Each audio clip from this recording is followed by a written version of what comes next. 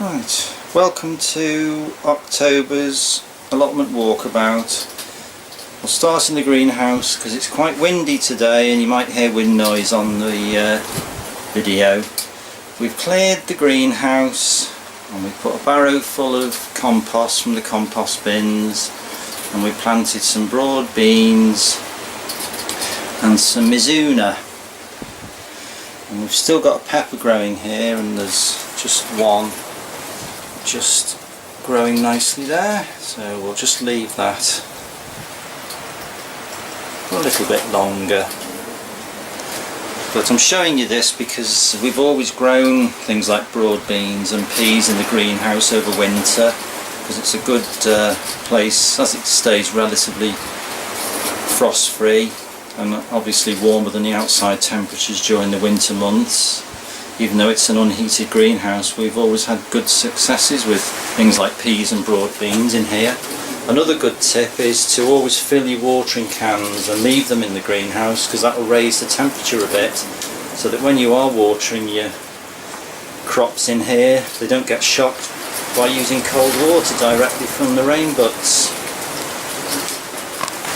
Back outside now, and this is where we planted the garlic it's only a matter of a few weeks ago, and if you just ignore the weeds, but you can just see the little shoots popping up there. We've got three types of garlic in this bed,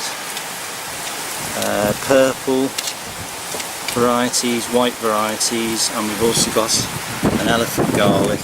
We've just got one elephant garlic bulb planted in there, and as you can see, that's shooting up. It's got quite a lengthy growth on it there, and the bird scarers that we put up blowing nicely in the wind. All this is a CD suspended on a line. That seems to have done the trick, because I can't see any of the garlic that's been pecked out. Not a bad harvest today either. Some more late raspberries, a few peas, peppers that we've been clearing from the greenhouse, and we've finally picked the 4 butternut squashes, as the plants themselves have almost died back now, so we're not going to leave those out to rot in this wet, cold weather. And sadly, this is the patch where I planted the Ulster Classic potatoes, hoping to get some new potatoes for Christmas dinner, but so far only about 3 have come through, but they've been affected by the cold nights, so I didn't get down in time to cover them up, and they've been frost damaged, I'm afraid.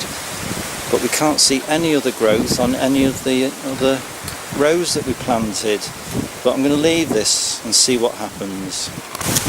But the other successes have been the spring onions that we planted, again only a matter of a few weeks ago. And if I just zoom in, you'll just be able to see a line of tiny green slender shoots popping up through the soil, and there's a whole row of those coming up. We've also still got some that we planted earlier in the year, just a few there that are just growing, still leaving those in the ground because they still might swell up a bit more.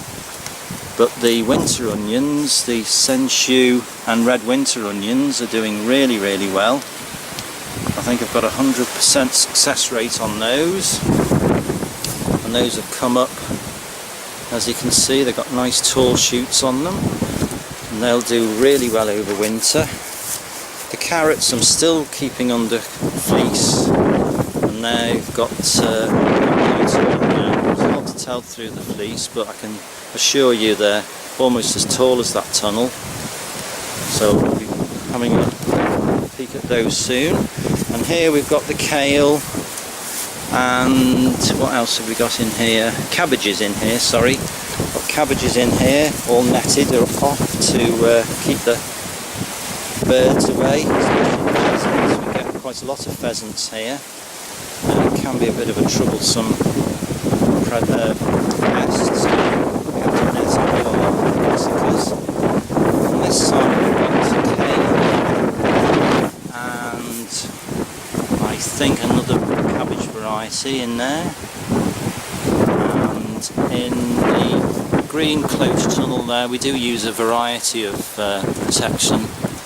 There's some more kale growing in there, and I think, yes, we've still got a patty pan squash. Just got one nestling in the undergrowth there. I've still got some Picasso potatoes to dig up. There's still 3 rows of Picasso growing just here, and we've already had some of them and they've been really delicious potatoes, so I would definitely recommend Picasso as a good one to grow. And the Valor that we've dug up as well have been really good. Absolutely clean potatoes, not a sign of any disease or anything like that. I always try and grow resistant varieties, ones especially resistant to eelworm, scab and blight if possible. So I've done well this year, and very few of my potatoes have been damaged at all. You might have noticed I showed a few peas in our harvest today, and this is where they're growing. We've got a few late peas still growing outside actually, so they're doing really well. And just behind there we've got yet again some more patty pan squashes. There's another 4 there, so we're doing alright for squashes this year. And I'll finish on a shot of the cosmos blowing in the wind. And that's the Allotment vlog for today.